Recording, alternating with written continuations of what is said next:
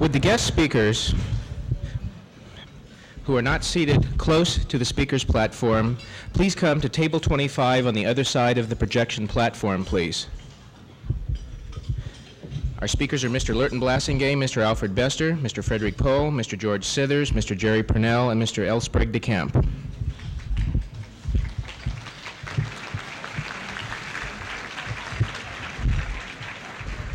As soon as they are in position, we will begin.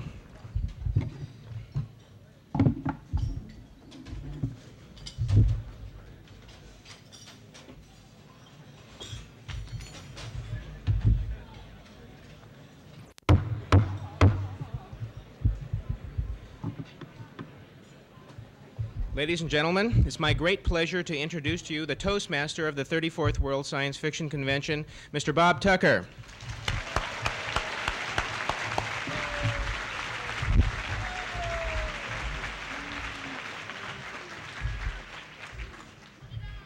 Smooth indeed.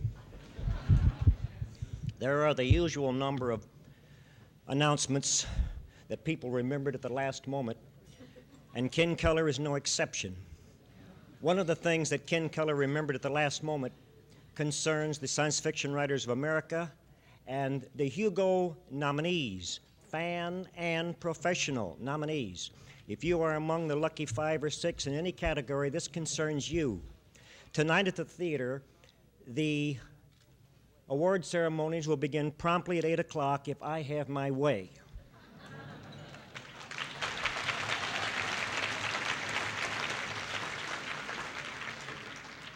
All the nominees, both fan and pro, there is a special reserved section, seating section for you. As you go into the theater, go all the way to the front of the house, down near the stage, left-hand corner there. In the stage world, we call it stage right, but to you going in is stage left.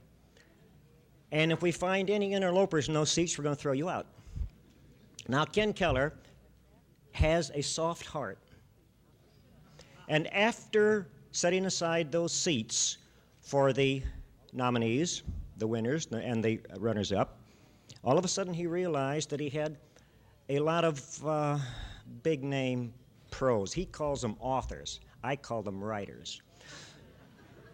So he has set aside another 100 or 200, and I am told to tell you that all of the members of the Science Fiction Writers of America and their ladies or their gentlemen, as the case may be, and if you're not sure, look. That reserved seats section is also for the writers. He called them spouses. I call them mistresses because it has more romantic tinge to it. Bob, do we have to be a member of the SFWA to be a writer? No. Now then, we're talking about someone here today, and I don't know whether we'll bother to mention his name or not. It seems superfluous.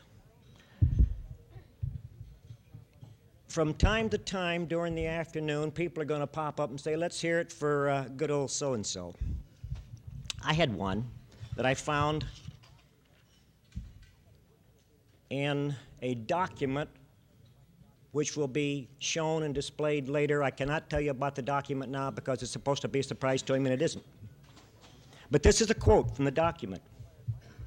I can't honestly say that Bob Heinlein inspired my first efforts in science fiction, for I had 3 stories published at the time Bob's first appeared. However, I knew a good thing when I saw it.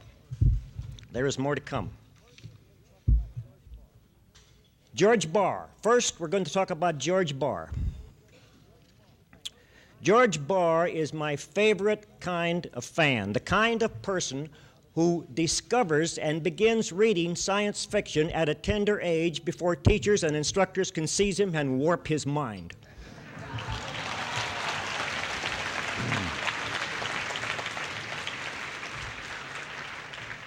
George Barr was discovered by another fan in Salt Lake City in 1958. I have tried to find that other fan and I cannot. George Barr does not remember his name. I've tried to track the man down because surely the man who discovered Barr deserves a bow, but we cannot find out who he is. Do you think it was Greg Calkins? No, George says it was not. At any rate, George was discovered in this manner, and if you are as old as I am, I will not have to explain the reference. The young people can just grab straws and guess. George entered a radio contest to draw or paint the purple people eater. Do you remember?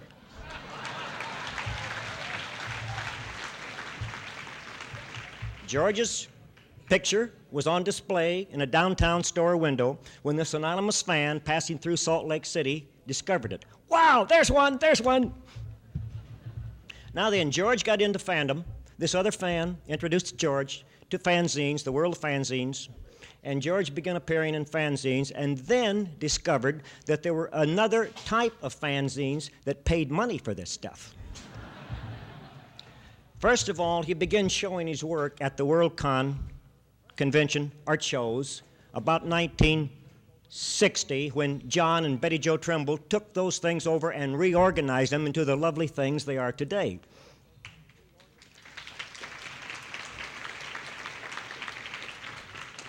He was awarded a Hugo for the best fan artist in 1968.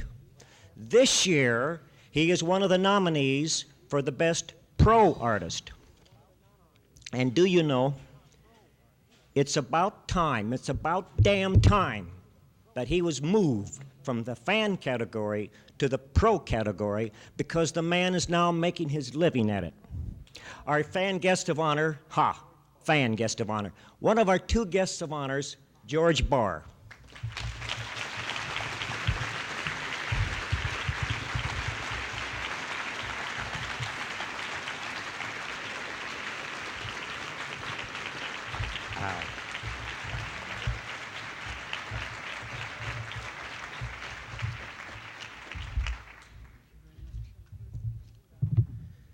I think the speeches should come first and the food afterwards, so there'd be something to look forward to. Also, a public speaker wouldn't have to stand up with asparagus on his teeth. There is no way and no words to express the gratitude I feel for the honor that has been paid me here. I owe so much to this convention committee, and I think the worst thing that could possibly happen to me is for me to begin to believe the kind of compliments that have been paid to me here. It will be very easy, I think, to get back to normal. When you go home and take 2 weeks' worth of dirty socks and underwear to the laundromat, it's hard to feel like a celebrity.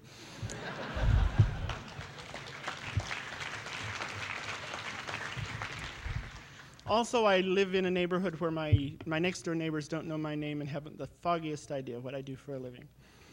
I used to teach Sunday school a number of years ago, and for quite a number of years. And one of the people who instructed me in how to instruct pointed out the fact that if I stood in front of a class of 25 kids, unprepared, that the half hour that I might teach them was not just wasting my time, it was wasting their time. That was 25 or 30 minutes, I should say, for each of those 25 people. That adds up to several hours wasted. Not just mine, but theirs. If there are, and it has been estimated, about 1,000 people here, and I waste a half hour of their time, that amounts to about 500 hours, or 20 days non-stop that I have wasted. I hope that what I have to say here will be of some benefit or use. It was difficult to come up with a subject that I felt would be worth taking the time.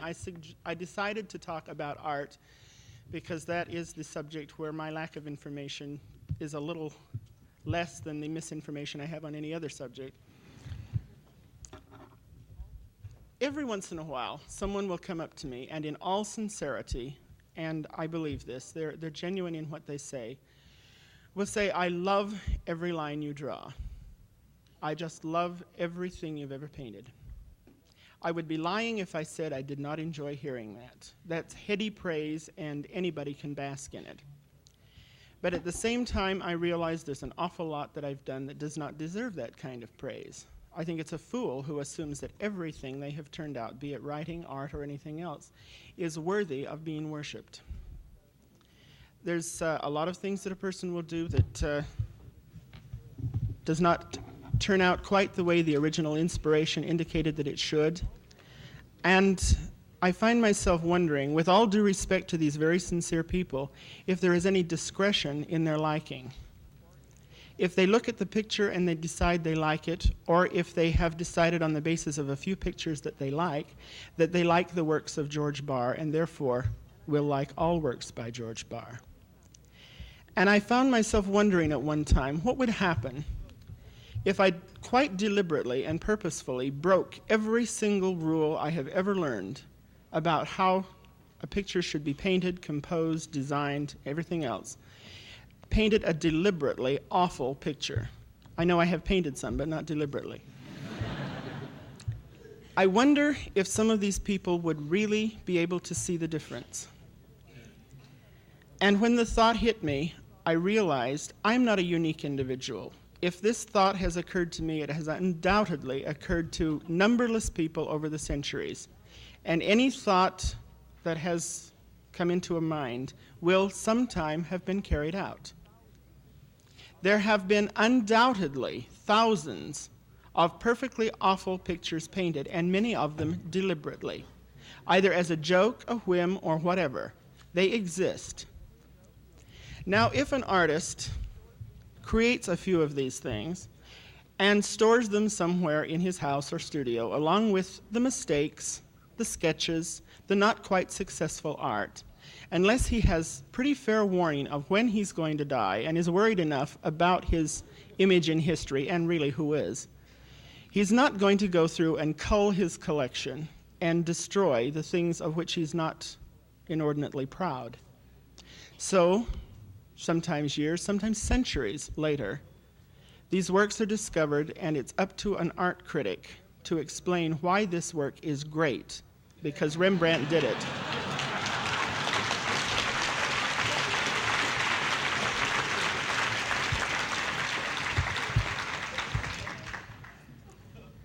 I think it must be an incredibly difficult thing for a critic to be confronted by something that his inner being tells him is utter trash, and to be unable to say so because the world knows it must be great because a great man produced it.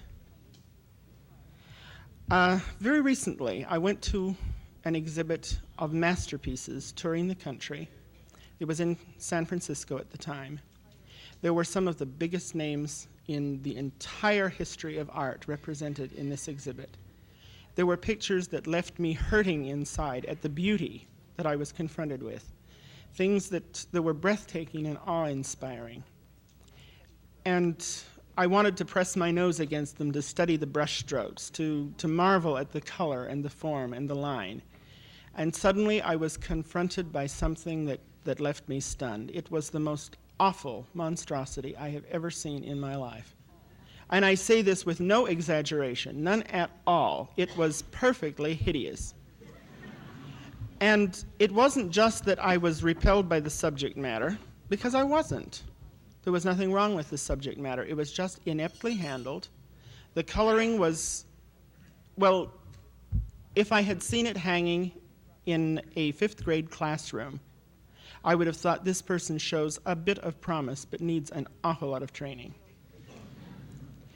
And in a little bit of confusion, I looked around to catch other people's reaction. The gallery was crowded. We were moving at snail's pace in a line around looking at the pictures. People were looking at the painting, thumbing through the brochure to read the critic's explanation of what this picture was.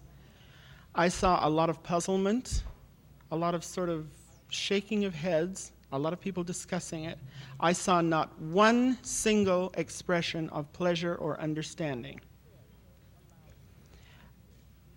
I said aloud to the people I was with, "This is crap." And I was astounded at the reaction this caused to the people around me. They had not liked the picture, they had not understood it, but it was in, by God, a gallery, and it was by an acknowledged master. It was a masterpiece, even if they didn't understand it. Maybe the fact that they didn't understand it was proof that it was a masterpiece.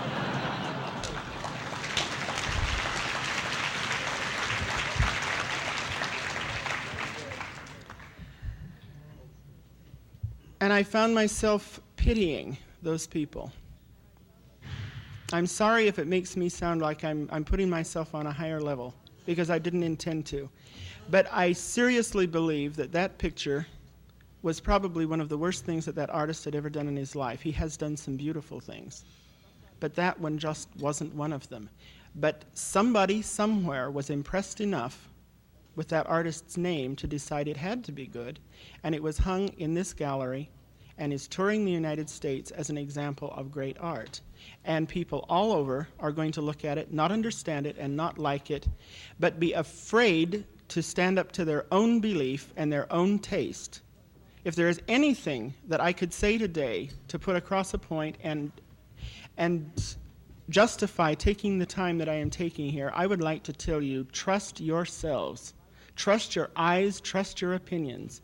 If you like it, don't be afraid to say you like it, no matter who says it isn't good. If you don't like it, don't feel obligated to just because somebody tells you it is good.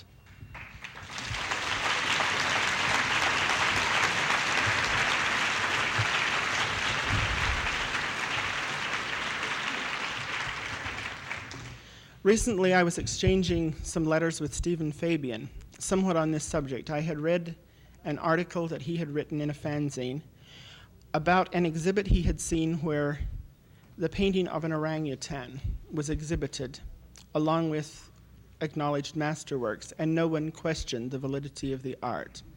Everyone marveled over the line, the color, the concepts, and it was, as I said, a painting by an orangutan. And the point that Steve was making in his article was that he wondered of what value was the time he had spent training and studying and working, the years that he had put into perfecting the line and form, if an orangutan could throw paint at a canvas and all of the critics would hail it as art. I've been told it's the height of conceit to quote yourself.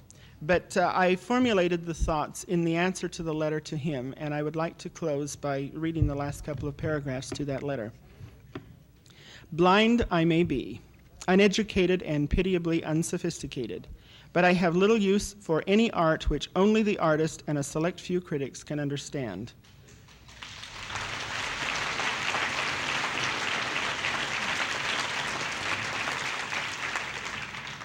I will never be convinced that they're not 50% pretense. And while I can see the value of looking at a piece within the context of the body of the artist's work, so that it can be seen as a logical step in the development of a style or a treatment, if it must be seen that way to be understood, again, I cannot be convinced of its value as art.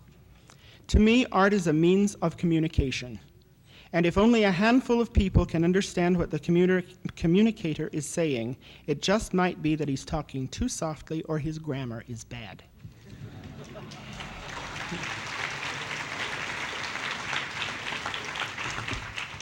However pleased I may be with something I've done, however closely it matches my inner vision of what I'd wanted to paint, if it fails to communicate to the viewer, or a substantial majority of the viewers, what was in my mind when I created it, it has failed as a means of communication. It may be self-expression, but not legitimately if it does not truly express to someone what I wished it to. I do not wish to have people search for hidden meaning. I will not force them to. My ambitions are to say what I mean as clearly as possible and to be understood by the greatest number of people. Anything else is self-indulgence, not self-expression. Art, I don't know. I'm only an illustrator. I'll leave definitions to those who need them. Thank you very much.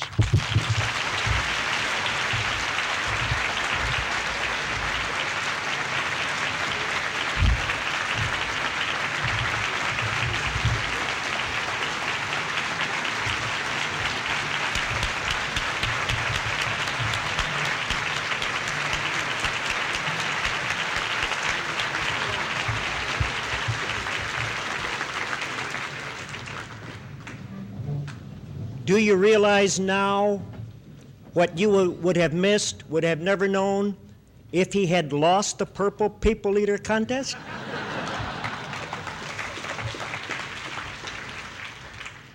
There are two announcements. Randy Glidden, G-L-I-D-D-E-N, Randy Glidden is to call his home. The other concerns the art show downstairs. The art show bid-off will be at 4 o'clock, and at least one bid is needed for each item. Isn't that understandable? Now then, I have another quote taken from context. This one by Phyllis Eisenstein.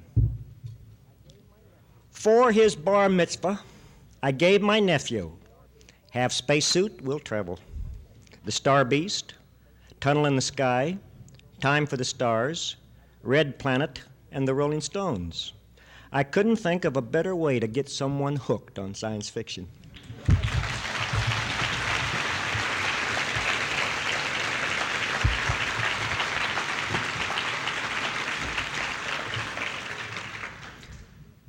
I'm going to talk about numbers. This is the 50th anniversary of the first science fiction magazine, Amazing Stories, April 1926. 50 years, that's not too many. Thank you. I was hoping someone would pick that one up. I'll buy you a drink. This is the 37th anniversary of the first World Science Fiction Convention. Sam Moskowitz and 2 companions who have slipped into history sponsored the first Worldcon in New York City in 1939. And Sam is only now recovering from that ordeal. Some of us keep jabbing him about it every time we see him. Every World Convention has chosen a guest of honor. Sometimes there was but one guest, sometimes 2, sometimes 3, and twice, only twice, there have been 4 guests of honor at a convention. That first convention in New York chose a magazine artist, Frank R. Pohl, as their guest. The next convention in Chicago in 1940 chose a writer, Doc Smith, E.E. Smith, as the guest. The third convention in Denver in 1941 also chose a writer. But this time, the writer was a newcomer, a young man, a whippersnapper, who had been publishing science fiction for only 2 years, a stripling. And that newcomer was a young chap named Robert Heinlein. Heinlein has been the guest of honor at 3 world conventions. Denver, 1941, Seattle, 1961, and here today, Kansas City, 1976.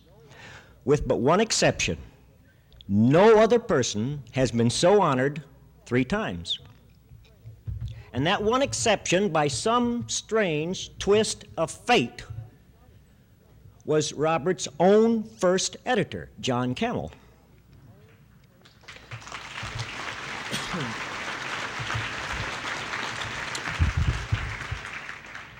I am pleased to present to you now 8 men who each have something to say about this stripling, this newcomer, who became a guest of honor after only 2 years.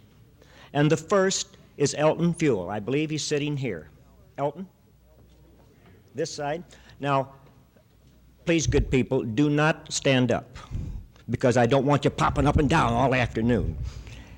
We're going to come to you. Elton? Where are you, Elton? Come up here, please. And then, when you finish, I would like to introduce you to them. All right.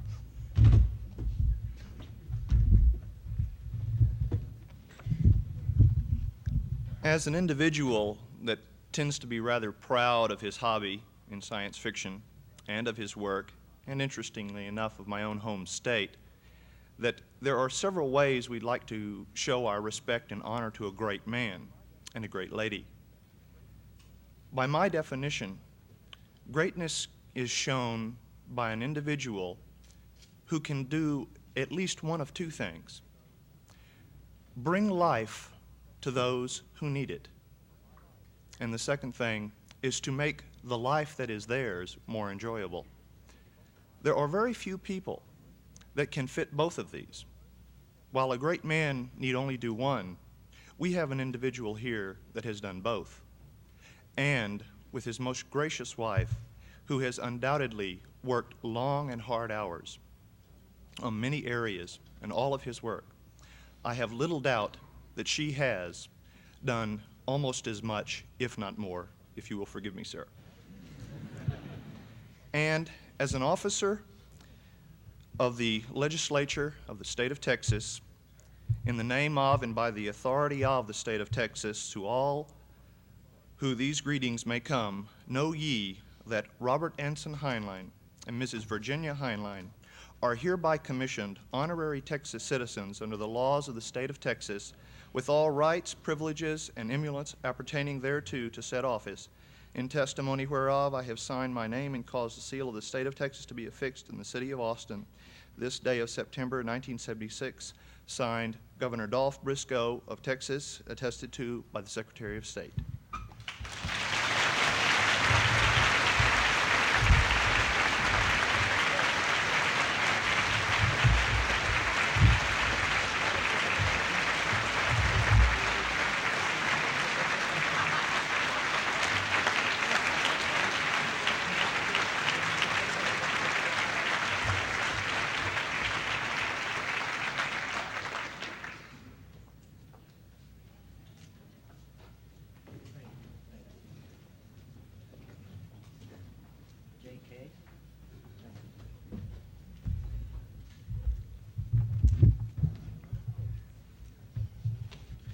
Another quote taken from context.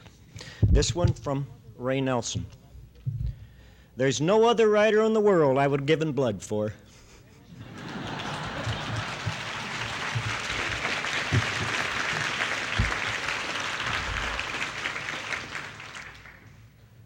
I mentioned a moment ago 8 men who each in their way had a tribute. The second man is a chap I first became acquainted with him in the old unknown world at about the same time, at about 1939, 1940. L. Sprague de Camp. I believe he's sitting here.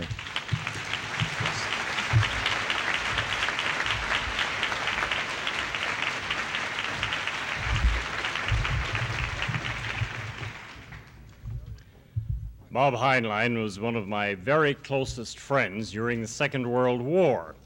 From 1942 to 1945, we worked along with Isaac Asimov in the materials laboratory of what was then the Naval Air Materials Center, doing research and development on naval aircraft parts, materials, and accessories.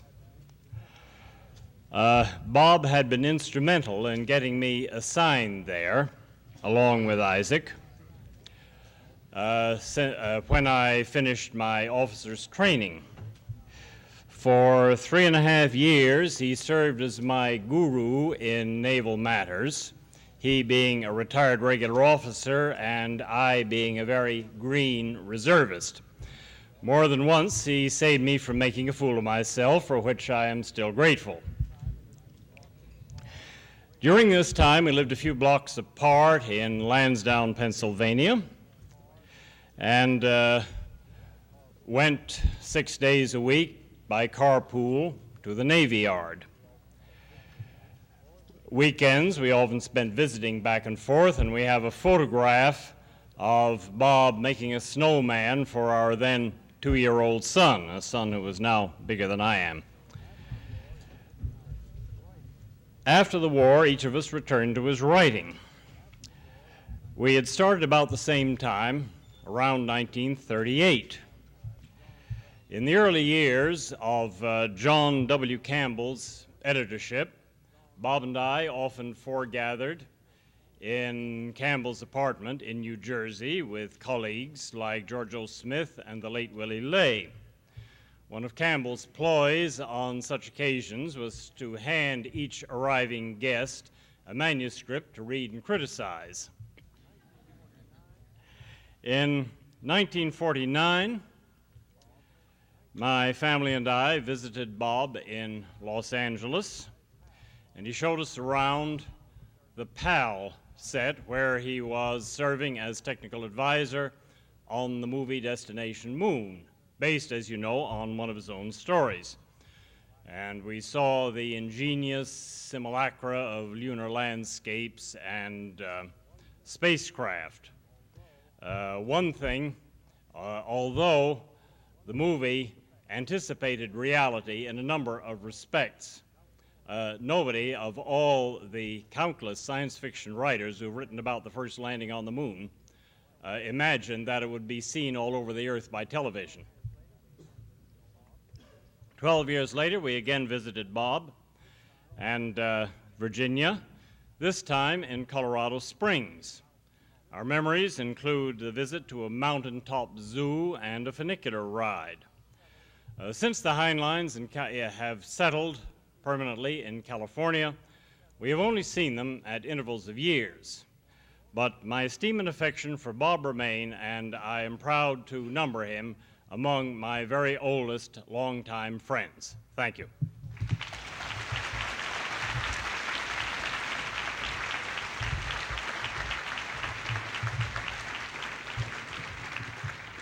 Another quote taken from context.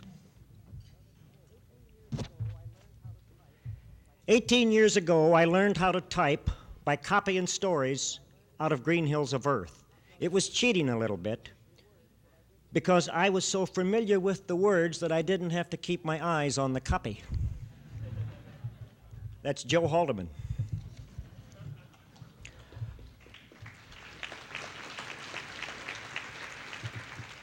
He's a bashful chap.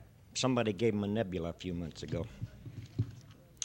Another man who wants to tell you what he thinks of our guest of honor is Alfred Bester.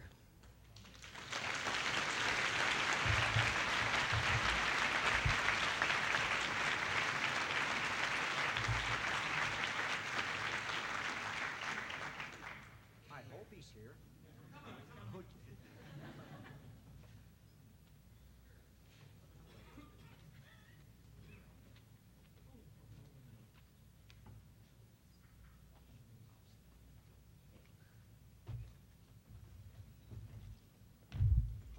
Wow. Can you all hear me?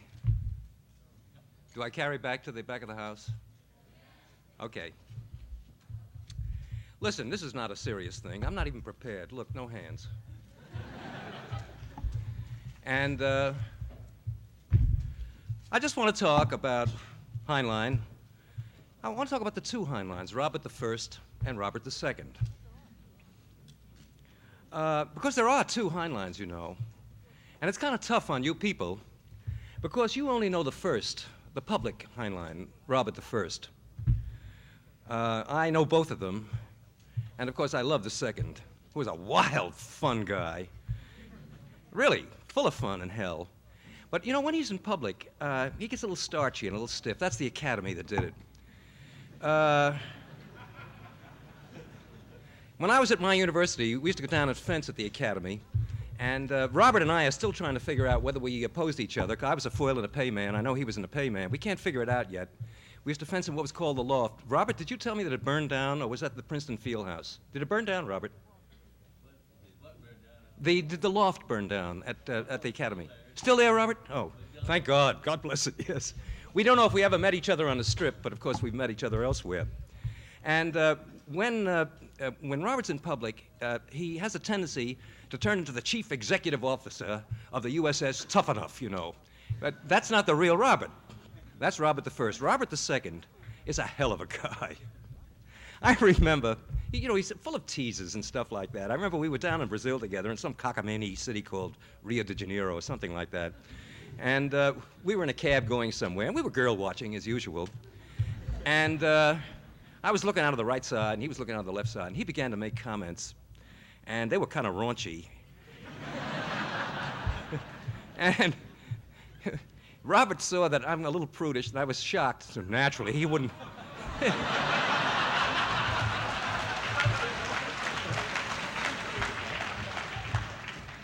So Ginny was not with us, it's all right. And he saw that I began to blush a little bit, so he wouldn't let it alone. From then on, he delivered everything he could to me, just waiting to see me collapse. And I collapsed over and over again. This is the kind of guy he is, full of fun and games. When you, when he gives little dinner parties, you know, small things for 8 or 10 people, and Lurton Blassingham and his wife Peg are along, and he's the impeccable host, the way they learned them in the academy. And yet, you know, full of grace and courtliness, and he's just heaven. But afterwards, when you sort of sneak into another room in his suite for a belt, and he sort of comes in to pee or do something like that, then he really talks. And then it really gets going. Now, I'm not going to take up too much of your time. Other people will talk about Robert's great work. Of course, he is the dean of us all. We all know that. And he is really quite tremendous. And when you talk shop with him, he's very honest and he's full of fun. And I remember once when we met after we'd come back from Brazil, I said to him, I was doing a piece on him for Publishers Weekly, and this was an official-like interview, you know. And I said at one point, listen, Robert, I have to ask you, incidentally, he doesn't like to be called Bob. He prefers Robert. I said, I got to ask you a very ticklish question. I'm sorry, but I got to shoot this one at you because it's an honest interview. And he said to me, no, look, Alf, he said, I will not talk about my colleagues. I will not talk about another writer. And I said, no, that's all right. That's not the question. Mine is even tougher than that. I said, down in Brazil, they were a little sore about one of your books, Freeman's Fantasetto, somebody's Freehold or something like that.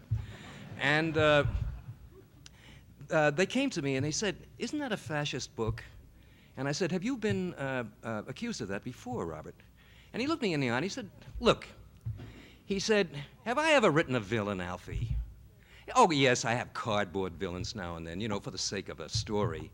But I have never really written a villain. I couldn't write a fascist because, he said, I don't believe that any man is a villain unto himself.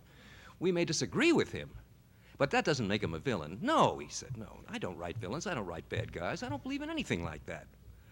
And it was, you know, very comforting to be able to ask him the question and to get a straight answer. And this is what he's like when he's in private, in a one-on-one situation. He's just a wonderful guy to talk shop with, have a drink with, whistle at girls with, whatever you like.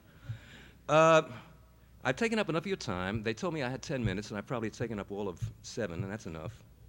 So I'll tell you a final story about old Robert and old Alfie.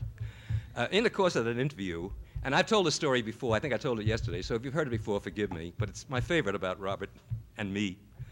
I said to him, hey, man, how the hell did you get into writing science fiction? Well, he said, I'll tell you. I saw this here magazine called Thrilling Wonder Stories, and they were running a contest, $50 prize for the best amateur story. So I sat down and I wrote a story. I called it Lifeline. And then I heard that there was another magazine called Astounding Science Fiction that was paying a cent a word. And my story ran 7,000 words. So I submitted to Astounding, and they bought it. And I looked at him. And I said, you son of a bitch, I won that contest. You beat me by $20.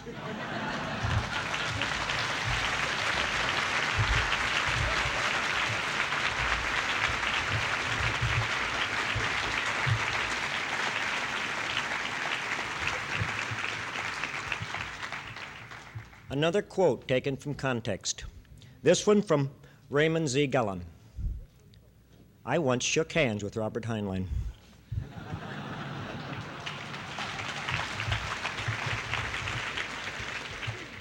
Our next speaker is Jerry Pournelle, again, I believe, at that table. This is the last time I point out a table. You find me.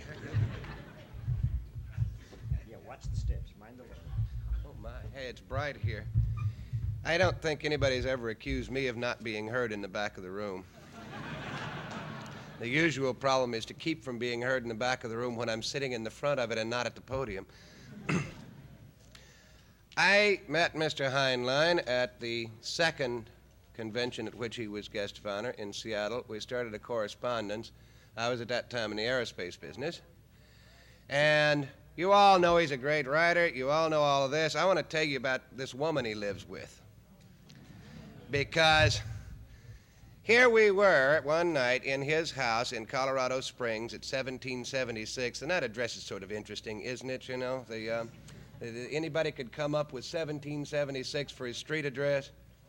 And I had a perfectly good room at the Broadmoor Hotel, but the snow was falling, and about 3 o'clock in the morning, after the kind of conversation that Mr. Bester described so well, we attempted to get me out, and 2 taxis found themselves stuck in this ski bowl at the bottom of which was his house.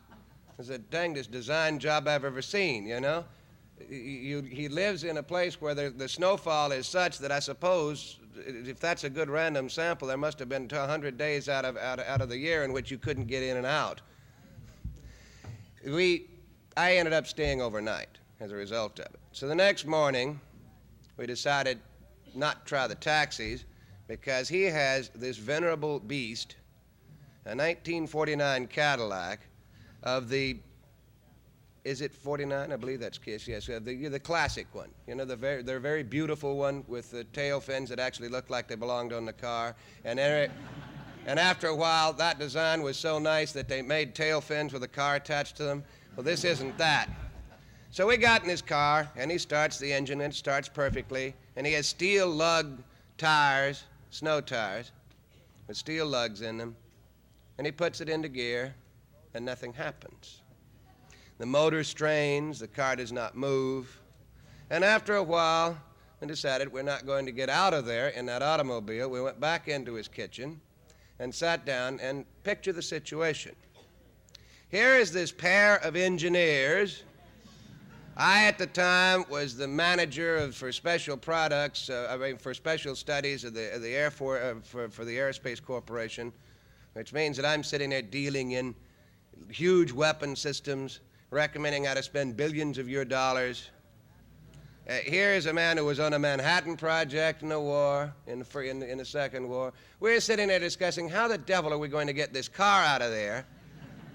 And in walks Jenny with a bag of groceries.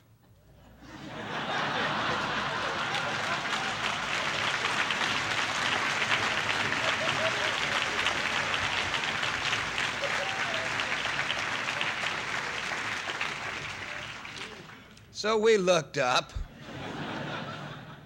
and said, how? And she said, what? And we said, but the car isn't moving. And she said, oh, well, when I went out and attempted to start it, I noticed that the steel lugs and the tires had frozen to the driveway, so I went in and got a pound of hot water and poured it on it, and of course it drove away.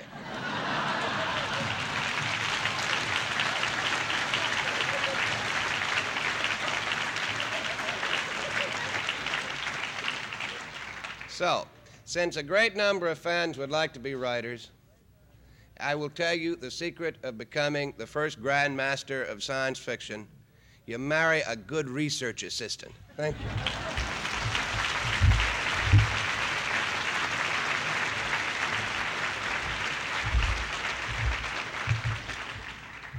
Another quote taken from context. Isaac Asimov said this one: as soon as Lifeline appeared, I realized I had a model to copy, and I copied just as hard as I could.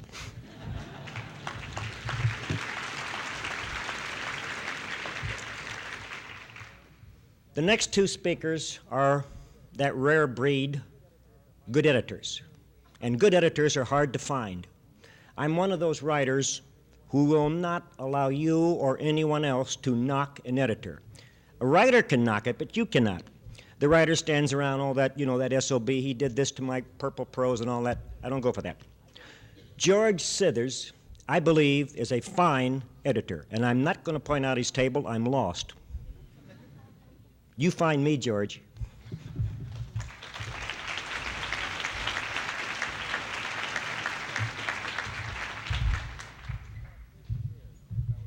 It's about 30 years since I was first led astray. I was led astray by a chap named Caleb Sanders, by a chap named Anson MacDonald, and a friend of theirs, a Mr. Heinlein. I was led astray, as many of you have been, into an endlessly wonderful future where anything can happen, and frequently does. A little personal note, if I may. Writers answer letters very erratically. All too often they are simply too busy and cannot answer at all. But sometimes About 14 years ago, I happened to write to Mr. Heinlein a question, just a postcard. The question was simple. He was busy. I heard nothing. The question was merely, what happens after the hero wins the princess and half the kingdom? And about a year later, I got the answer. Mr. Heinlein had not written a letter. He had written a novel. It's called Glory Road.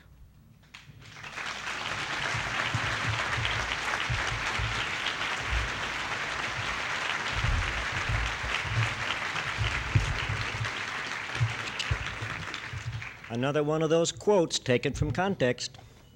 Eventually, I'm going to tell you what this is all about, but we're keeping him in suspense. Bear with me, this one's more than one sentence long. I did complete a letter to you once, along with letters to my wife and family, when I thought it would be the last chance I would have to write anybody, sitting on a dusty plane in Vietnam, waiting for a helicopter to drop me into a battle I knew in my bones I could not survive. All I got out of it was a sprained ankle, so I tore up the letter. That was Joe Haldeman.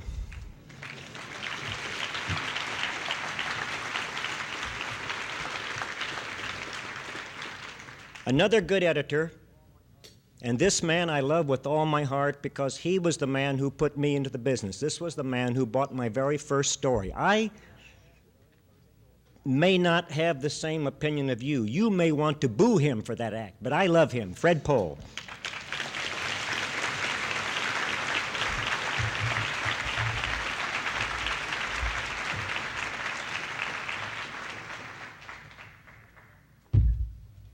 Bob, we all make mistakes. A week or two ago, Ken Keller called me up and said, we're expecting maybe 1,000 people for the Heinlein banquet, which took me aback a little because I'd just been rereading Stranger in a Strange Land. And I said, are you sure there's enough of him to go around?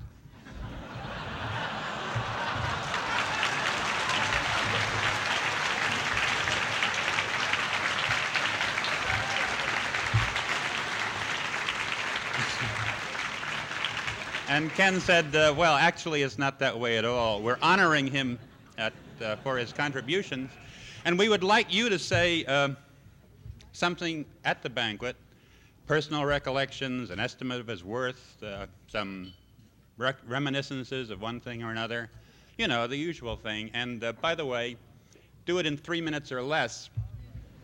And I admit that there are writers of whom you can say everything that needs to be said in 3 minutes or less. But Bob Heinlein is not one of them. And besides, it happens that I know Heinlein very well over a long period of time. I've known him in a lot of places and a lot of ways. We were shipmates together in the Caribbean a few years ago, watching one of those Apollos take off for the moon. We worked together on a number of projects of one sort. And when we go to that great con in the sky, it is going to be several stars in my crown that I was able to publish for the first time anywhere, 8 or 10 of Heinlein's stories. I mean, we all know and love them, but I've known and loved them longer than you have, because I saw them in manuscript. And I didn't really need any of these things to know Heinlein very well, because I had known him as well as I need to know anybody long before I ever saw him in that awesome frame of flesh he carries around with him. I'd known him from his stories. And what I know about him, and what I feel about him and can say about him, is the same thing that all of us know and feel and can say. I don't even need 3 minutes. Bob, you've enriched my life.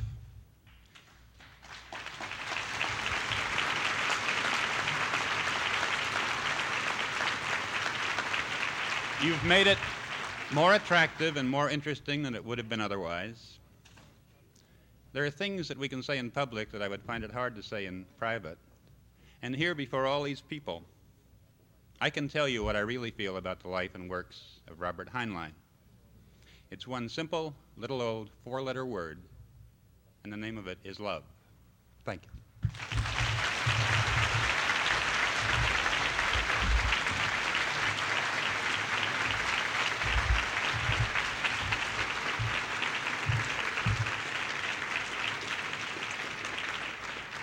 One last quote taken from context, and after that, I'll identify the context for you. This one is just a simple sentence from Andy Offutt. Please stay well, please be careful, and write on, write on.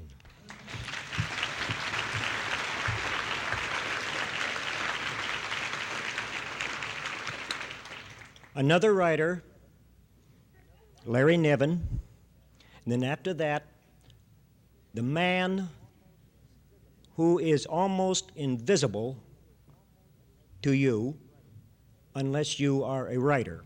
Larry Niven first, please. Larry?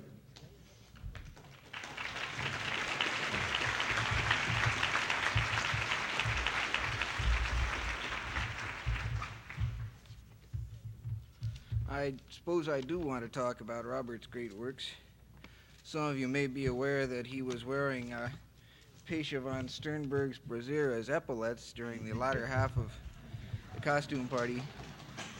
But that's personal stuff. That's really none of your business. I'm a science fiction fan because I started reading Robert Heinlein at age 12, just like the rest of you. For me, it was Rocket Ship Galileo and Red Planet, and later Space Cadet. I was in my 30s before I read The Star Beast and Have Spacesuit Will Travel. It turns out that one does not outgrow the Heinlein juveniles, at least in one's 30s. I haven't had a chance to test for later. His stories are incredibly dense in ideas. An idea just touched on in a Heinlein novel, something used for verisimilitude, to point up the changes in a society, can form the basis for another man's novel. I'm thinking of a reference in Starship Troopers to an ideal Earth-like planet with no background radiation. If you settled that world, there would be no mutations among your descendants. 1,000,000 years from now, they would not have evolved beyond the merely human. So do you worry about it or not? I haven't used that one yet, but dozens of writers have used the Heinlein universe ship, including me, and other dozens have used the all-you-zombies approach to time travel. Few writers are so much worth stealing ideas from, but nothing in his books is so much worth stealing as his method of attack. He picks out a subject and wrings it until all of the implications fall out. In Farnham's Freehold, he was exploring slavery versus freedom. In The Moon is a Harsh Mistress, it was revolution. In Time for the Stars, derived straight from the twin paradox in relativity, and it's a good way to write a story. I've used it. Most of the events in Ringworld are implications wrung from a very simple idea. The Heinleins gave Jerry Pournelle and me considerable help with the Mote in God's Eye, help which improved the book immensely. Robert taught us to think in terms of Joe's beer money. Some of you know the phrase. The idea is that the money we want for a book club edition of A Mote in God's Eye would buy Joe a six-pack. For the hardback, we want the price of a quart of good scotch. So we don't use Trojan points without explaining them to Joe. And we don't dip into a red supergiant star without giving Joe a good tourist's eye view. We don't use idiot plots because they give Joe a hangover.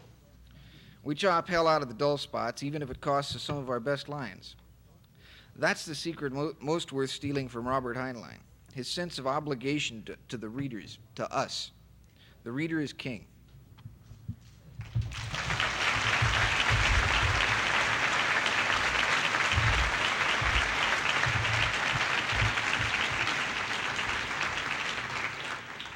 Those quotes I have been taking from context are from a book. There is one copy. The editor may have kept a Xerox for safekeeping. There is one copy of this book, which will be presented to Robert later on.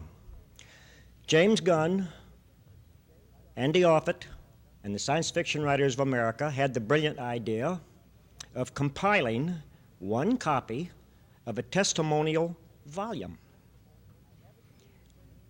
I haven't seen the finished product. I suspect there are 200 or 300 pages in it, about so thick, it's like a large manuscript. And the letters you have been hearing, such as Larry read, the context that I have been repeating, were taken. I went through the book, ripped out a sentence here, a paragraph there. All of these were taken from the rare volume, which will be presented to you later. Now then, the nearly invisible man in science fiction. You see a lot of writers, you see a few authors, you see a lot of editors.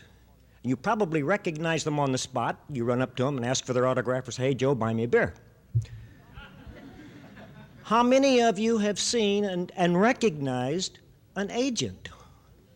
And yet, to a writer, an agent is almost as important as the bartender.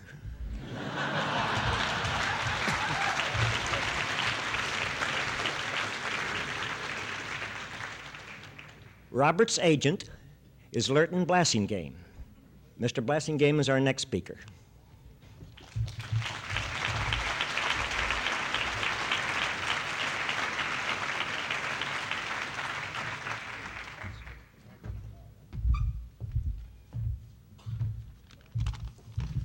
Naturally, I'm very happy to be Robert's agent.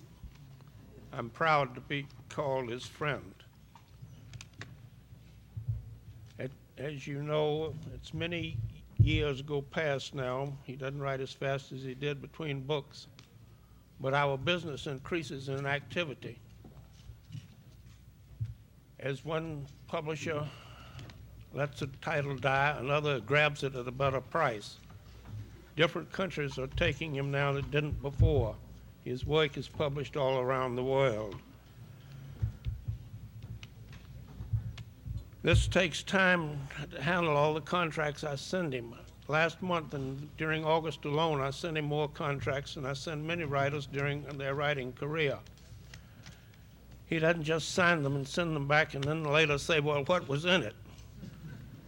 He has a good legal mind. When he was in the Navy, not a person that he defended at a shipboard trial was convicted. He reads the contract now with the perception of a publisher's attorney. He's human, and he seemingly will contradict himself. He may deny it, but I've heard him at a lecture in New York before a big audience tell the writers in it, "Put your story on paper and send it out. Don't rewrite." And then I've known him to go home and write many single-spaced pages to a friend, telling him in great detail where to cut, how to improve scenes, where to polish, and to make his story live up to the potential of the idea. He's not afraid to change his own opinions. As new information comes to him, he reevaluates where he stands. I've known him to change his opinions about politics and about persons. There's one thing that I've never known him to change, despite my efforts to get him to do so. He has a great fear of the attraction of chess. He used to be a great chess player, and then he gave it up because he said it took too much of his time. When he nearly lost his life and was slowly recovering, Jenny was looking for ways to help him pass the time. I wanted to give them a chess set. Robert vetoed it. He was afraid that he'd get hooked. I think that he could have enjoyed that set while he was recovering and gotten unhooked when he was able to get back to his typewriter. He was afraid to try it. On second thought, he may just have been afraid Jenny would beat the hell out of him.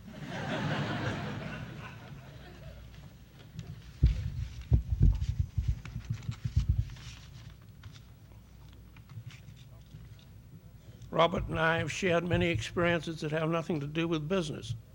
He isn't a hunter, but I've been his guest on pack trips into the mountains for elk and onto the plains for antelope. We've camped up where it was so high in the mountains that the coffee boiled at such a low rate that you could drink it bubbling coming right out of the pot. He's a great shot with a pistol or a rifle. He's refused to record his stories. Many record companies have asked him to do so. He won't do it. Why, I don't know. He has an excellent reading voice. I've heard him read other people's stories, changing tone for each character, adding nuances. He could do a wonderful job on his stories, but he won't do it. Physically and mentally, he seems to me to be the almost perfect 20th century man. They say there are only two truths, death and taxes. I think that a third could be added, that if there had been no Robert Heinlein, the world would be the loser. Certainly my life would be.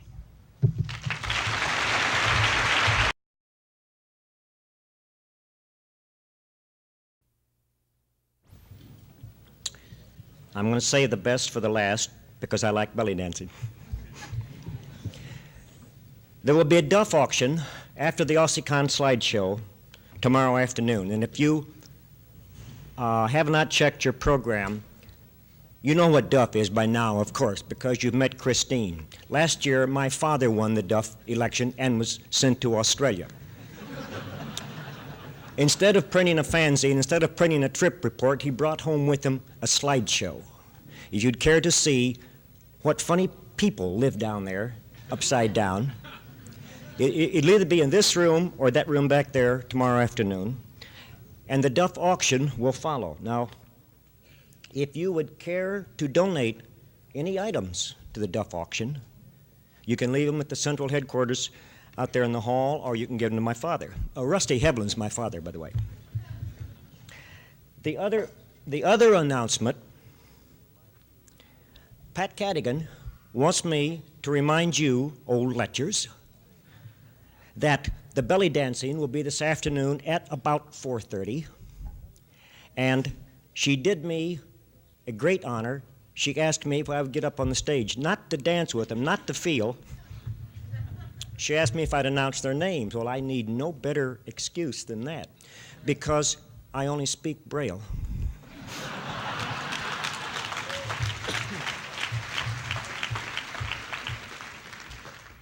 We are going to close this afternoon with something Ken Keller, Ken Keller, it's that damn booze, I know it. It wasn't all that smooth. Ken Keller did not let me see it. I don't know what's coming next because he did not show me in advance. Where are you, Ken? Here we are.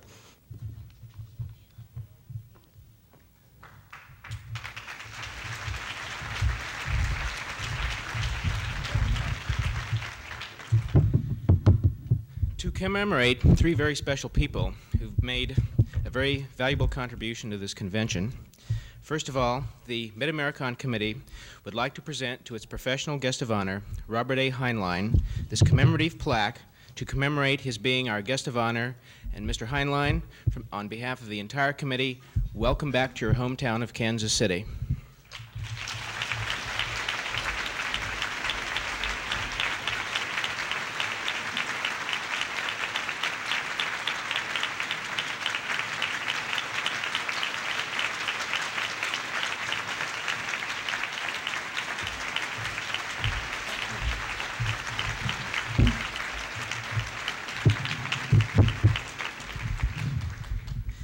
To our fan guest of honor, George Barr, a similar tribute. George, you're a fine man and you're a fine artist.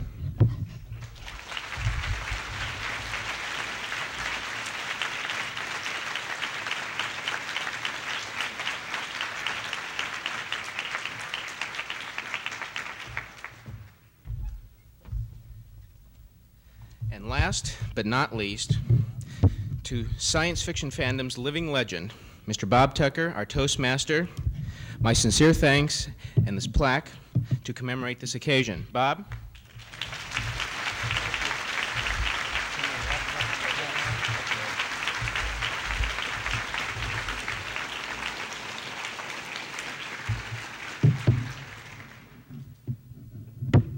We have come to the end, and there is one way, not that way. There is one way I want to close our session this afternoon. You know?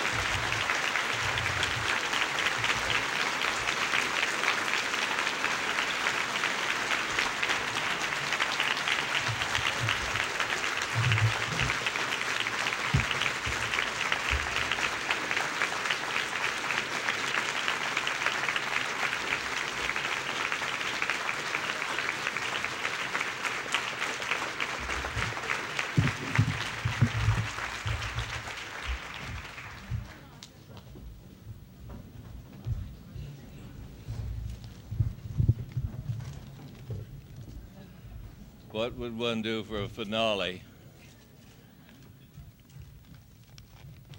However, I do take advantage of this to make use of it for one thing.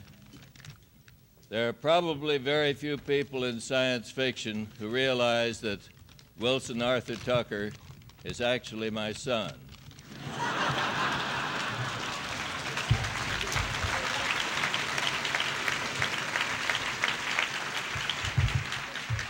Of course, the nickname Bob might have given you some clue there. That's one reason why I go by Robert.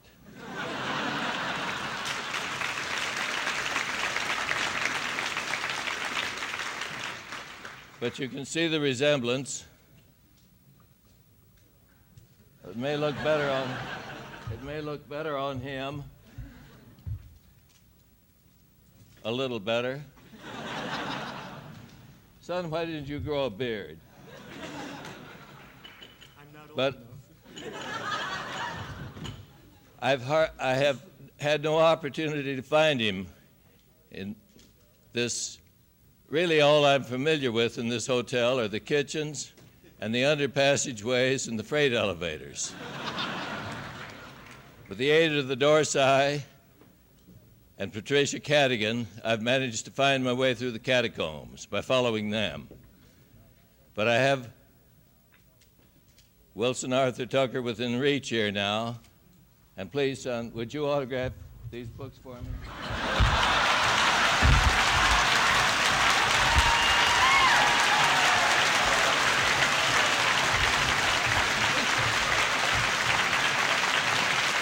I have one other thing to do.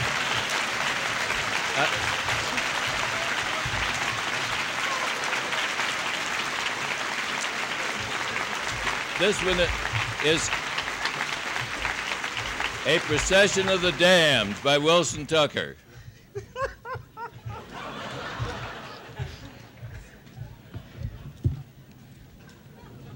And here we have Ice and Iron. And again it says Wilson Tucker.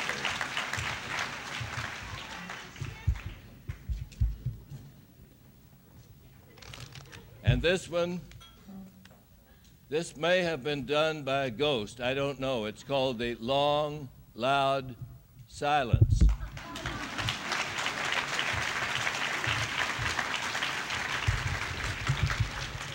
And then I had one other difficulty. I searched through 5 hotels last night till my feet were tired, and I was unable to return some items that I was supposed to give back.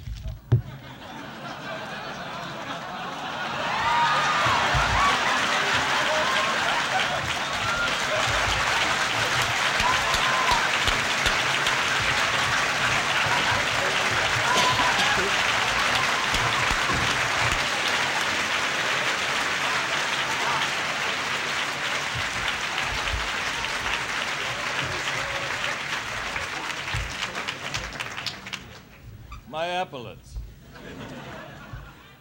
Is Pasha von Sternberg in the room? Is Pasha von Sternberg here? Is there someone here on the closed circuit television who knows where she is?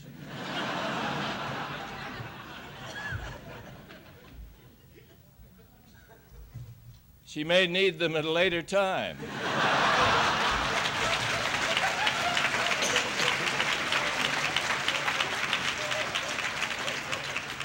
If she's not here, is there someone who knows her well enough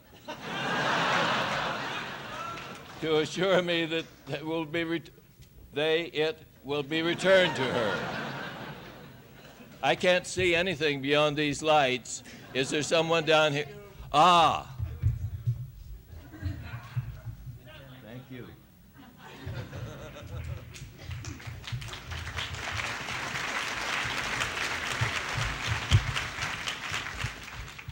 Can you hear me back there? Can you still hear me back there?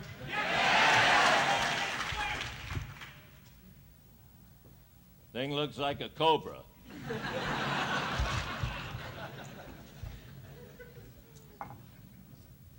I don't know any way to answer my friends. I just hope they meant it. And thank you all.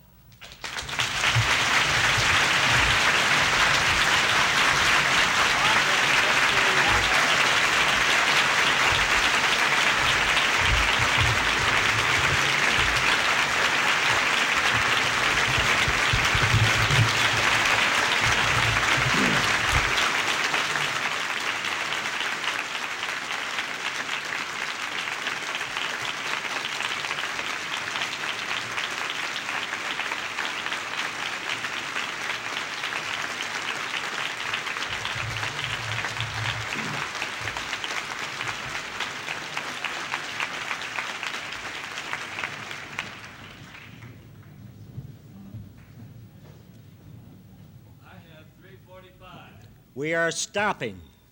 3:45. Laura and St. back during the 1920s, used to pay Will Rogers $1,000 a week when that was money. 1,000 gold dollars at $20 for the ounce. To twirl a rope and tell jokes. His routine was supposed to be 7 minutes long. Flo would rehearse them, and at the end of 3 minutes, he'd run Will Rogers off and say, "Bring on the girls."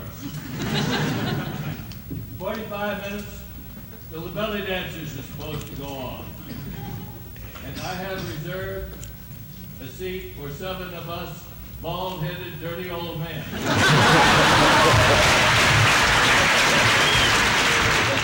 let's get out of here. Let us get a set up for the girls. Good.